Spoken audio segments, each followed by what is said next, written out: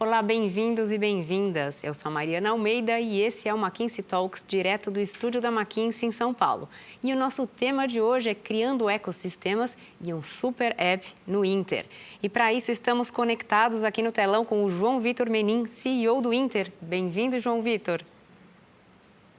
Muito obrigado pelo convite, gente. Bom dia a todos. É um prazer. E Alexandre Rício, VP do Inter. Bom dia, Alexandre. Bem-vindo também. Bom dia, Mariana. Obrigado pelo convite. Prazer estar aqui com vocês. O prazer é todo nosso. E aqui ao meu lado, no estúdio, está o Wagner Graminha, sócio da McKinsey em São Paulo. Tudo bem, Wagner? Bom dia. Tudo bem, Mariana. Bom dia. Obrigado por estar aqui com a gente. O prazer é todo nosso. Vamos começar? Wagner, é com você. Vamos lá. Vamos falar um pouquinho de ecossistemas e super app hoje, dessa jornada de sucesso do Inter, né? Hoje, ecossistemas acabam surgindo onde, tradicionalmente, tem cadeias de valor que trabalham de forma paralelas e, devido à necessidade do cliente, essas cadeias acabam se consolidando em torno dessas novas necessidades, né? Muito isso baseado em tecnologia. E quando a gente olha, né, para esses ecossistemas, a gente olha que no Brasil, esses 12 ecossistemas distintos que vêm se formando vão poder circular mais de 1 trilhão de receitas até 2030 em suas diversas categorias, né? Quando a gente recorta e começa a falar dos ecossistemas relacionados aos clientes de varejo, e a gente fala aqui de marketplaces B2C, de ecossistemas de mobilidade, de saúde, educação, conteúdo digital, muitos desses famosos no sentido de já estarem no dia a dia do consumidor final, a gente encara esse de B2C, marketplace, de uma forma bastante interessante hoje na nossa conversa, onde o Inter está super bem posicionado e onde tem outras empresas que não são necessariamente instituições financeiras, e isso é bastante interessante como vem mudando, né, essa forma das indústrias estarem se interrelacionando.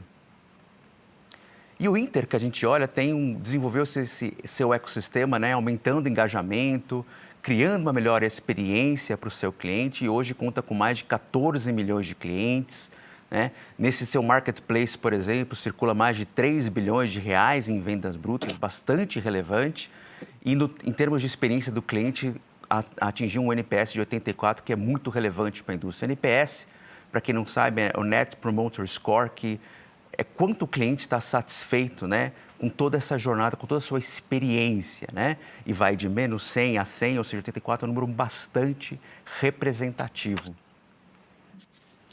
E para criar, né, essa jornada desse super app, foram alguns anos onde os anos mais recentes foram bastante relevantes dessa oferta muito mais ampla.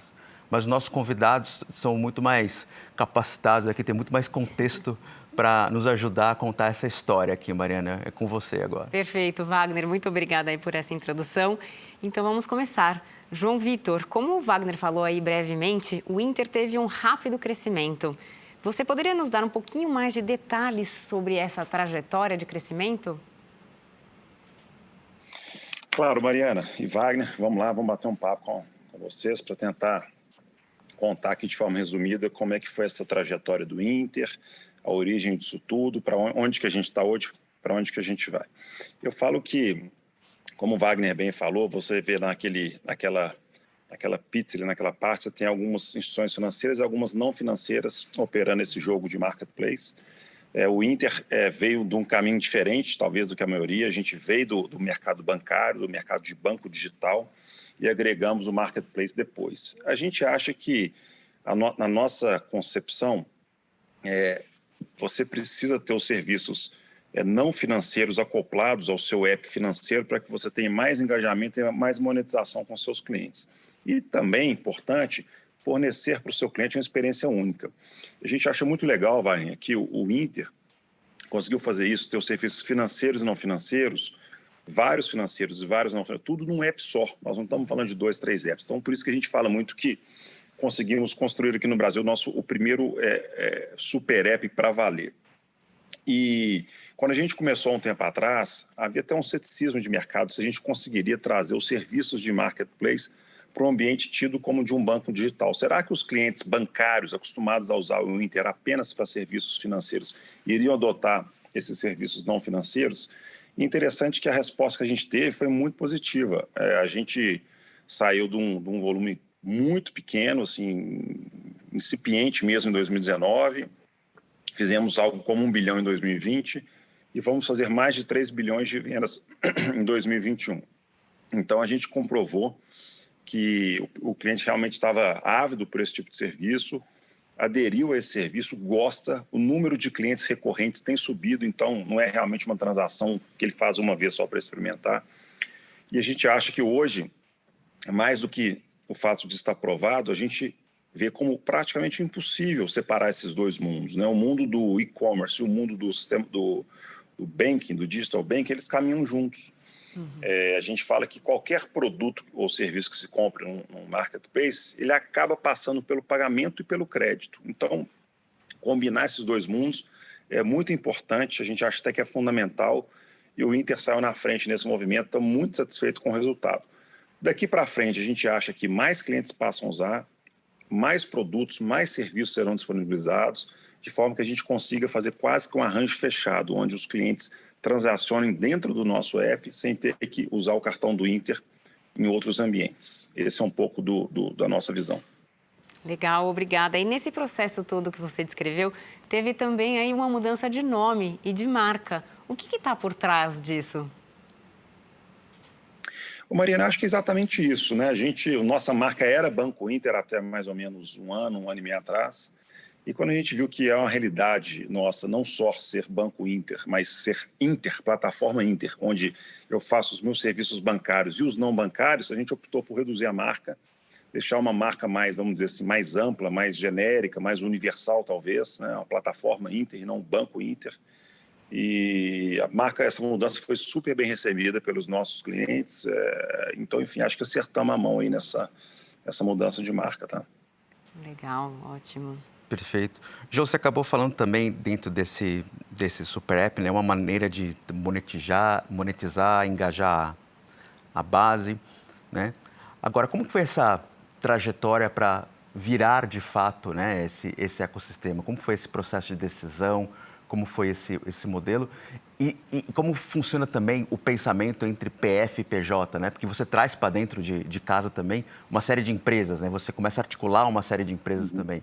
E você, como uma instituição, pode também servir essas empresas, não só o cliente, o PF. Como é que funciona toda essa roda?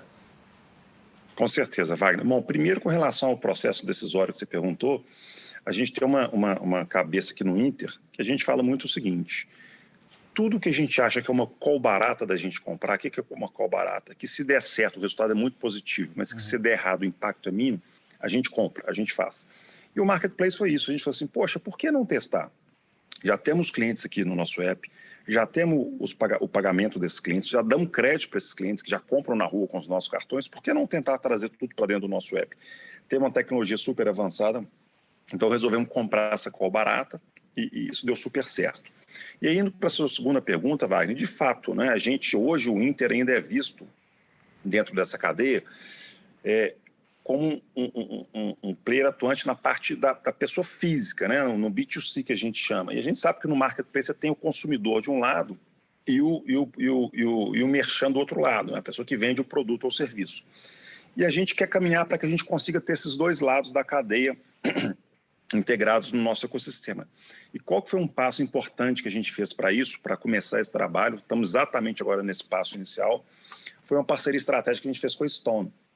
A Stone é uma das principais empresas de meio de pagamento do Brasil e do mundo, super tecnológica, super avançada.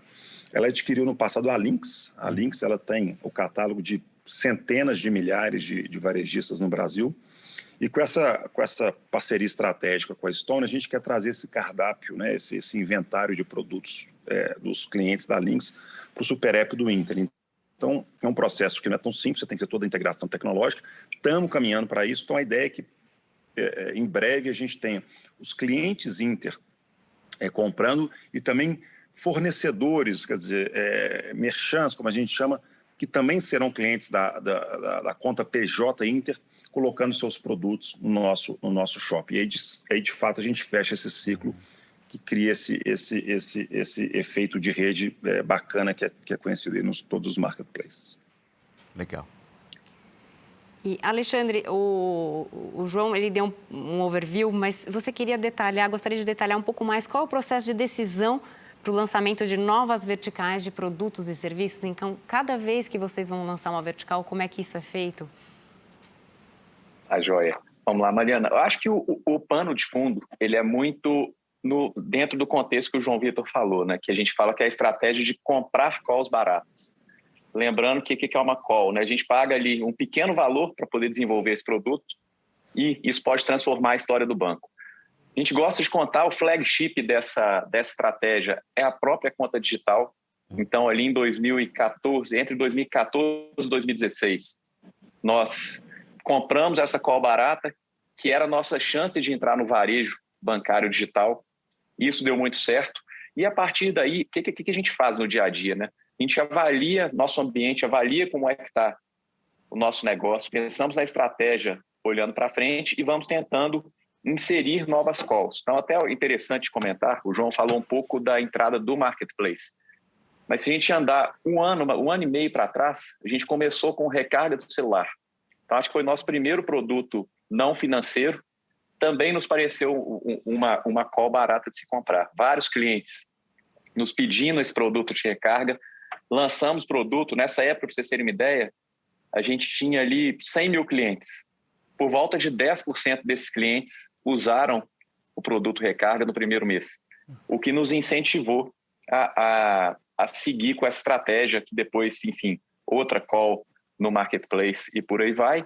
Essa é a parte, e eu queria só frisar que essa é uma parte mais estratégica da entrada em novos serviços, em novos mercados. Tem também a implantação de serviços que a gente fala que acabam sendo muito complementares e relativamente óbvios, né? Então, na hora que a gente lança um cartão, a gente pode lançar produtos que são complementares a esse cartão, são relativamente óbvios, e aí a decisão acaba sendo mais tradicional, mais financeira, analisando um racional econômico para a inclusão desse produto dentro do nosso ecossistema. Legal. E, Alexandre, aproveitando, tem um lado não simples, né? Que é toda a criação de capacidades, né? Ou seja, todas que vocês foram construindo ao longo dessa jornada aqui de anos, vocês tiveram que construir, comprar capacidades. Como é que funciona isso para quem está também, como vocês, almejando a construção de um ecossistema, a criação de um ecossistema? Acho que passa muito por pessoas, né? Então, acho que no nosso mercado, a gente é um mercado essencialmente de pessoas, não é uma indústria que a gente precisa ir lá e decidir se a gente vai comprar uma máquina da Alemanha ou uma máquina da China. Então, pessoas, sistemas, pessoas construindo o negócio. Então, acho que a gente teve uma habilidade grande de trazer as pessoas certas para cada vez que a gente ia criando as nossas diversas verticais. Nível de engajamento muito grande. E com isso a gente tem conseguido aí ir aprendendo, tá, Wagner? Eu acho que trazer as pessoas certas, eu diria que é o primeiro acerto, e ter a paciência de desenvolver no negócio, aprendendo, fazendo vários ciclos de melhoria para que a gente ganhe as capacidades e muitas vezes construa os capabilities para poder fazer as diversas entregas. Jornadas vão nos ensinando, vão nos mostrando qual que é o caminho, quais são os próximos passos, e eu acho que a gente tem conseguido entregar. Acho que parte de dados é uma parte onde a gente está focando bastante. A gente sabe que a parte do futuro do nosso negócio está em dados, e acho que o João quer complementar aí um pouco disso, né, João? Não, Alexandre, acho que está bem colocado, acho que é por aí mesmo. Acho que a gente, como você falou aí no final, essa parte de dados ela é fundamental. Acho que trabalhar isso aí de uma maneira inteligente, a gente captura dados com muita recorrência, com muita qualidade, e conectar isso aí, usar um CRM bacana que a gente tem hoje, né? E conectar pelo nosso app, pelo Super App com o cliente, isso permite com que a gente faça a venda de produtos e serviços cada vez de maneira mais inteligente. Então, acho que, de fato, isso é um pouco do ecossistema Inter, né? Quer dizer, muito dados, muita análise de dados, usar isso aí para poder oferecer o produto certo, na hora certa para o cliente. Então, acho que essa é a vantagem de uma plataforma 100% digital, tecnológica e plugada num app só, com desenvolvimento assim, de microserviços, de TI avançado, baseado em nuvem. Acho que esses são as fortalezas do modelo Inter. Certo. E, João, a gente viu nos últimos anos aí uma explosão, né, de bancos digitais e carteiras digitais que estão surgindo. Como se diferenciar no meio deste mercado que para o cliente é super fácil mudar, né? Isso é rápido. Como é que vocês se diferenciam, então? Mariana, acho que você já até colocou uma segunda parte importante na sua pergunta, né? Quer dizer, é fácil mudar. Né? Então, se é fácil mudar, como é que a gente faz para reter esse cliente? Né? Como engajar? À medida que você tem um produto muito... engajar, reter. Na hora que você tem um produto muito bom, você acaba não só trazendo mais clientes, como segurando o cliente, né? Retendo, engajando o cliente. E eu falo que isso sempre foi a concepção inicial do Inter. Quando a gente entrou nesse movimento, nesse mundo do varejo digital, bancário inicialmente, a gente sempre optou primeiro por ter uma proposta de valor muito boa, muito diferenciada e, consequentemente, a gente teria um crescimento. E não o contrário, vamos crescer a qualquer custo para depois melhorar a oferta do produto. O que isso levou? Levou a gente a ter realmente, como eu te falei, o único super app para valer, eu falo super app mesmo, né, aqui no Brasil, com com vários produtos, uma experiência super completa, uma UX super legal, uma interface super boa também, super cômoda para o cliente. E o que a gente tem visto no meio dessa competição que você citou é que os nossos números de engajamento aumentam. Não só a gente cresce o número de usuários, mas aumenta. E como é que a gente mede isso? O número de pessoas que usam a conta Inter como conta primária, depósito à vista, o valor médio do depósito à vista que as pessoas deixam na nossa conta vem aumentando. O número de produtos que eles usam do nosso super app. Então, isso era 1,5, foi para 2, 2,5, 3, hoje já está em 3,5, quase 4. Então, eu acho que a gente, por estratégia e um pouco por sorte também, né? Às vezes a gente tem sorte, a gente optou pelo desenvolvimento da proposta de valor muito diferenciada e com isso a gente conseguiu aumentar o engajamento e estamos conseguindo reter os nossos clientes, mesmo no ambiente competitivo e concorrido como o que a gente está vivendo hoje. Então, esse é o segredo do sucesso, para não perder cliente e engajar clientes cada vez mais rentáveis. Então, é um pouco disso aí, tá? Ótimo. A gente tem visto, nessa direção, a gente tem visto vários players antigamente de outros segmentos, não bancos, entrarem em serviços financeiros, né? Natural, o varejo tem muito ido nessa direção. Então, a competição pelo cliente, pela carteira do cliente, já não é a mesma de competir com bancos tradicionais. Vou fazer uma pergunta fácil para vocês. Como que é a visão de vocês do futuro do setor bancário? Bom, Wagner, na verdade, eu acho que quando a gente entra nessa questão dos varejistas indo para esse ambiente, eu acho que a gente acaba falando um pouco como a gente fala, do consumer finance, né? Que é um subsegmento aqui da parte bancária. Nesse subsegmento específico do consumer finance, do consumidor, eu vejo que esses dois mundos eles estão cada vez mais se misturando, né? Acho que hoje em dia não dá para dissociar uma coisa da outra. Eu acho que o e-commerce, por exemplo, com o digital banking, eles são coisas únicas praticamente. Porque, como eu falei agora há pouco tempo atrás, toda transação de produtos e serviços, a gente fala que ela morre num pagamento e num crédito. Então, eu estou comprando uma televisão, preciso do pagamento do crédito. Estou comprando uma passagem aérea, preciso do pagamento do crédito. Estou comprando uma comida, preciso do pagamento do crédito. Então, eu acho que esses mundos hoje eles estão cada vez mais conectados, né? Mais, vamos dizer assim, interdependentes. Eu acho que o caminho de trazer os serviços não financeiros para dentro do ecossistema, do ambiente financeiro, ele é um pouco mais fácil do caminho de uma varejista trazer os serviços financeiros para dentro, tá? Então, eu acho que, felizmente, a gente talvez esteja no fluxo melhor para poder integrar esses dois mundos. E talvez por isso a gente tenha tido sucesso até então, até hoje. Então, eu acho isso. Eu acho que essas coisas elas se combinam cada vez mais. Quando a gente sai do consumer finance e vai para a parte de corporate banking, para a parte de investment banking, eu já acho que é um outro produto, um outro elemento. Acho que nisso aí o setor financeiro e o varejo eles não vão se complementar. Então, do Consumer Finance, eu acho que é um caminho sem volta. E acho que quem não se preparar, seja os varejistas, seja os bancos, acho que vão perder competitividade. Perfeito. E a gente falou aqui de varejo, né? Mas tem outra jornada lá que tem um termo cada vez mais conhecido, que é o Seamless Finance, né? Onde a gente coloca dentro de uma jornada do cliente o uso dos produtos bancários. Por exemplo, eu uso a minha carteira dentro de um aplicativo de mobilidade, né? De um Uber, 99 Táxi, etc, né? Na sua visão, né? Quais são os produtos bancários ali que são mais aptos, né?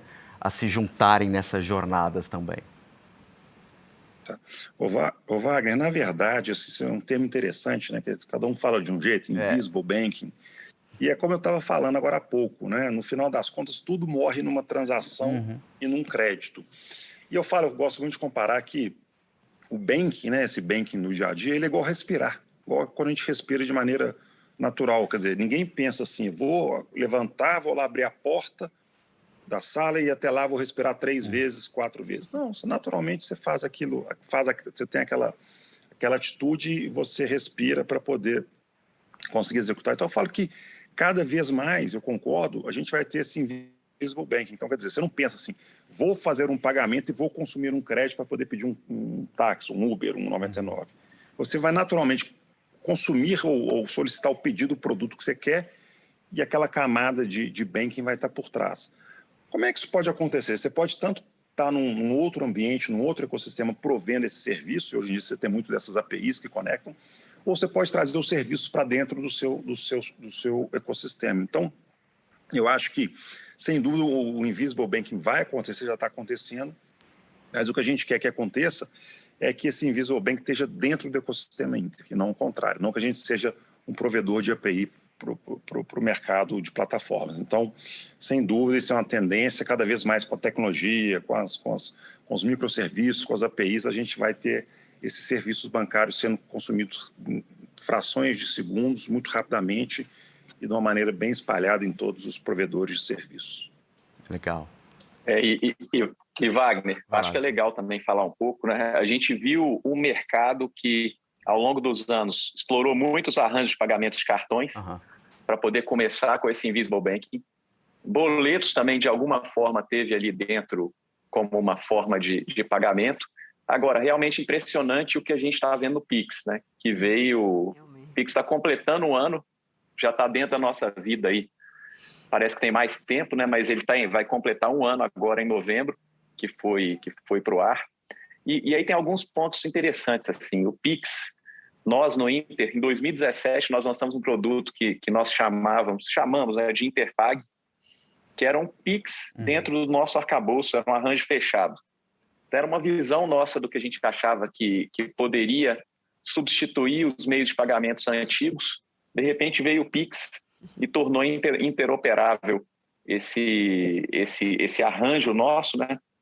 E vem a terceira fase aí do Open Banking, que vai dar esse próximo passo nesse Seamless Payments que você falou, que é também um negócio bacana. E, assim, para nós, simplesmente impressionante a velocidade de adoção do Pix e o fluxo que isso trouxe de clientes para dentro do Inter e o volume de logins e oportunidade de cross-selling que isso acaba trazendo. Muito bacana ver isso acontecendo. Legal. E pegando o gancho que você falou de vocês terem colocado a visão do Pix antes, tem um lado de gerar inteligência, né? E isso conecta também com o que o João falou sobre dados, né? Ou seja, a fundamental nesse processo todo dentro do teu ecossistema está capturando dados, ter um bom CRM, etc. Mas não basta só ter o dado. Tem que gerar inteligência em cima dele, tem toda a parte do analytics, criar os NBOs, os Next Best Offers, etc. Como é que vocês tratam isso dentro do Inter? Como é que é essa jornada de analytics?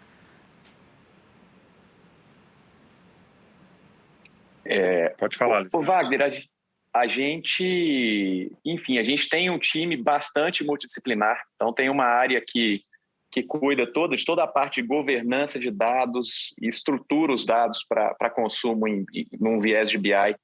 Tem uma área de modelagem que já foca mais em modelos e como é que a gente coloca esses modelos para poder rodarem de forma automatizada. Então, por exemplo, assim, uma área que a gente já está bem maduro na parte de crédito, na parte de avaliação de crédito, reavaliação de crédito, de consumindo os dados praticamente ao vivo e fazendo ajustes nos limites dos clientes. E a gente está com mais ou menos 50 jornadas automatizadas de vendas, onde a gente também pega esses dados que essa área de governança pegou, estrutura junto com a área de modelagem e coloca numa jornada automatizada, onde a gente vai fazer o cross-selling. Então, no final das contas, como é que a gente se organiza, né? A gente tem diversas áreas que atuam, que se reúnem, vamos colocar assim, numa estrutura de comitê e exploram todas as oportunidades que o ecossistema vai trazendo para a gente. Até quando a gente fala em ecossistema, eu lembro sempre de um relatório que vocês fizeram, se eu não me engano, foi em 2017, que chamava Phoenix Rises. Exato. Que a gente até na época se inspirava um pouco nele para poder mostrar para o mercado o que a gente estava fazendo no Inter, né? Então, naquela época, a gente tinha um banco de nicho local. 2016, 2017, a gente estava começando a ganhar velocidade de crescimento na nossa conta digital. E esse relatório ele falava que você vai ter o banco que quase que a gente poderia emular, que seria um banco, falar um pouco, seria um banco que vai alugar o balanço e alguém vai ter um canal de distribuição que vai levar produto para esse balanço. E você tem o cara que vai para o ecossistema, que foi o caminho que a gente tentou seguir. E o ecossistema, o que ele tem? Ele tem o relacionamento com a ponta final, que é o cliente, e ele tem todos esses dados. Então, acho que a gente se posicionou bem e que o caminho futuro nosso é exatamente amadurecer em todo esse processo de uso desses dados para maximização de valor, tanto para o acionista quanto para o cliente. Perfeito. Legal. E falando então em ecossistema, para criar um ecossistema exige então aí uma coordenação importante, né, com os outros parceiros. Como é que tem sido isso para o Inter, coordenar aí com esses parceiros? Eu acho que aqui é super interessante, né? Em mais ou menos 2019, eu acho que chamaram a gente para poder fazer uma apresentação sobre Open Innovation, né? E aí a gente começou a ver o quanto o Inter trabalhava bem com parceiros e o quanto trabalhar com parceiros permitiu que a gente colocasse tanta coisa de pé de forma tão acelerada, né? Então, a gente soube, dito isso, eu diria que a gente soube muito bem trabalhar com parceiros de forma 360 graus. Então, por que isso, né? Então, quando a gente pensa, vamos colocar o nosso marketplace de pé, a gente tem todo um relacionamento que a gente precisa ter com varejistas, que são os nossos sellers.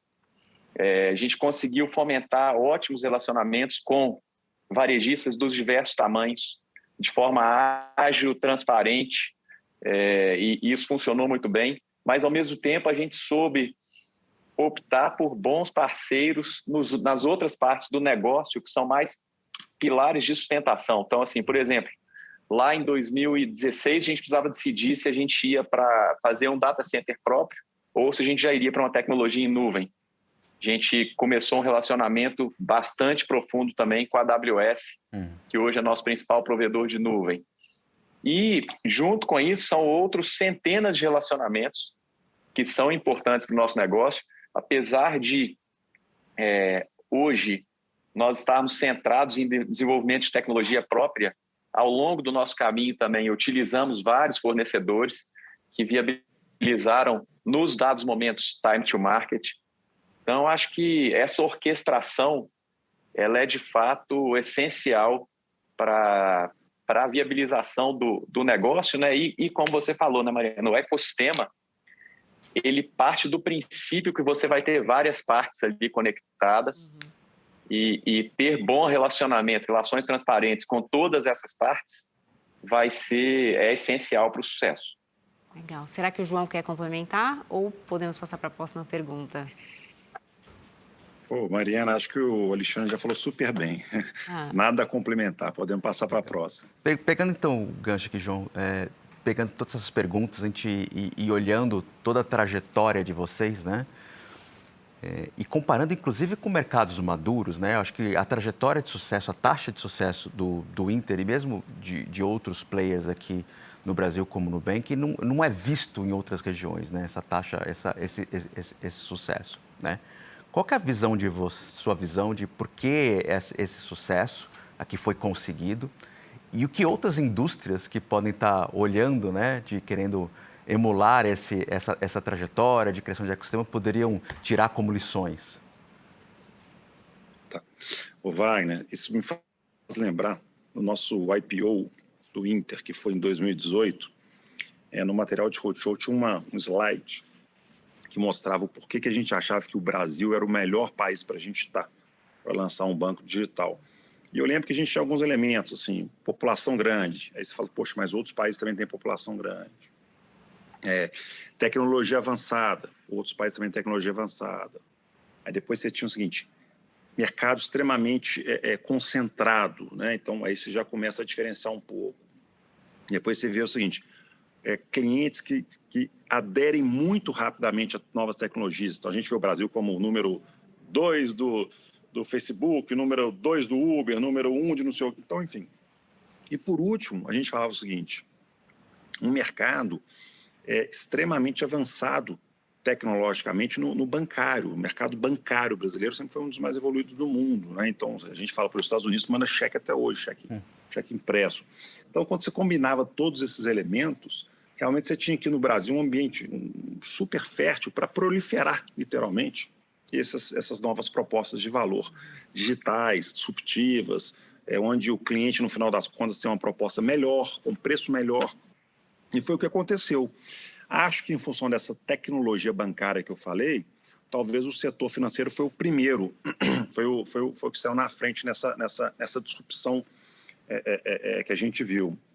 Acho que agora, né, até um pouco do que a gente começou no começo do nosso bate-papo, essa questão do e-commerce, do varejo, eu acho que é a segunda onda, uma segunda indústria que começa a se beneficiar disso, e a pandemia veio para poder até capitalizar isso aí.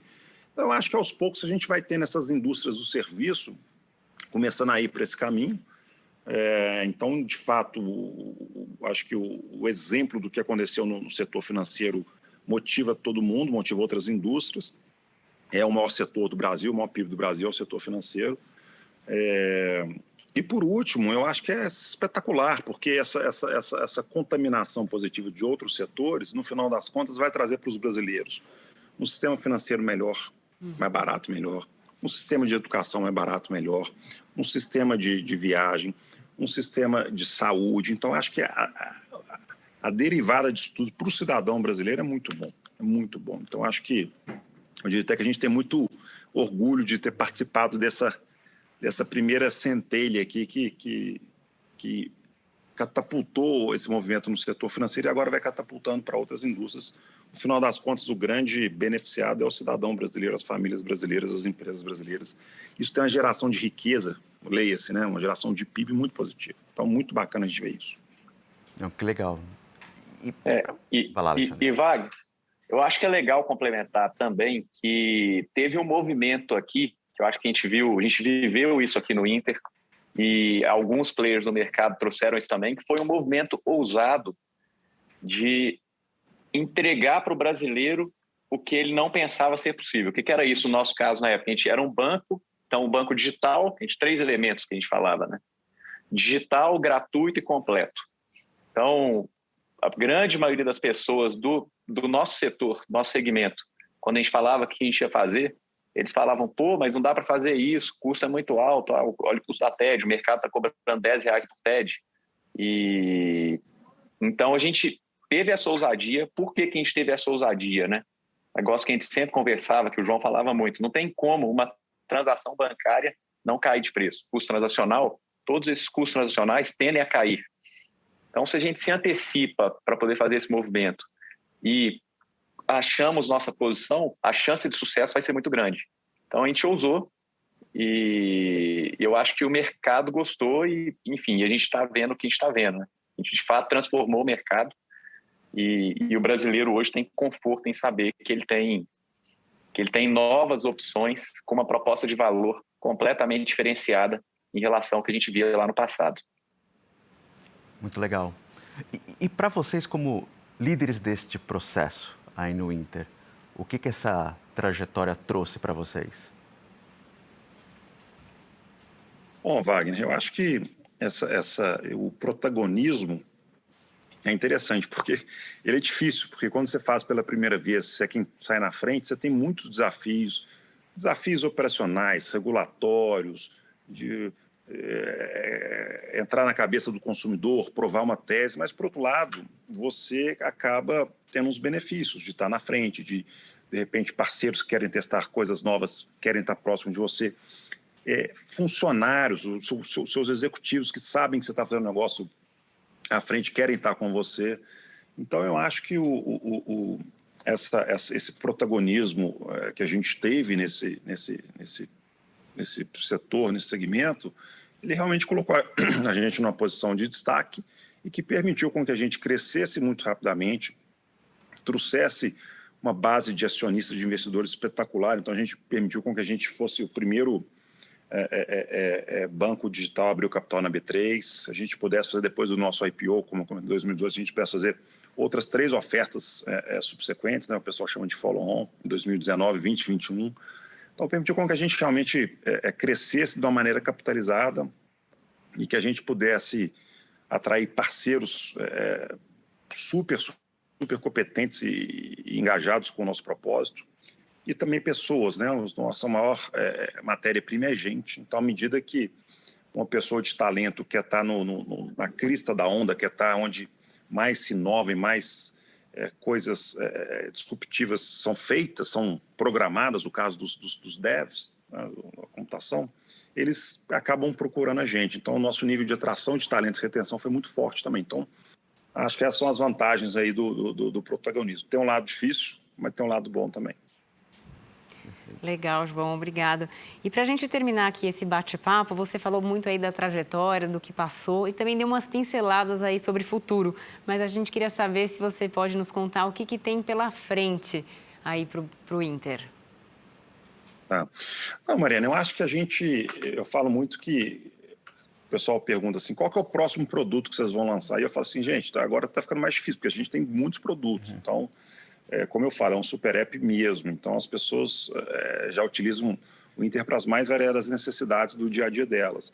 Eu acho que agora, para frente, Mariana, mais do que lançar novos produtos, é lógico que sempre vai ter uma coisa ou outra, uma novidade ou outra, um feature ou outro. Mas acho que agora é a nossa questão da globalização. Eu acho que esse é o grande desafio, vamos dizer, do Inter para frente. A gente acabou de anunciar um acordo para comprar uma fintech nos Estados Unidos, a YouSend. Estamos num processo que é público também de fazer uma migração da nossa listagem da B3 também lá para os Estados Unidos, na Nasdaq.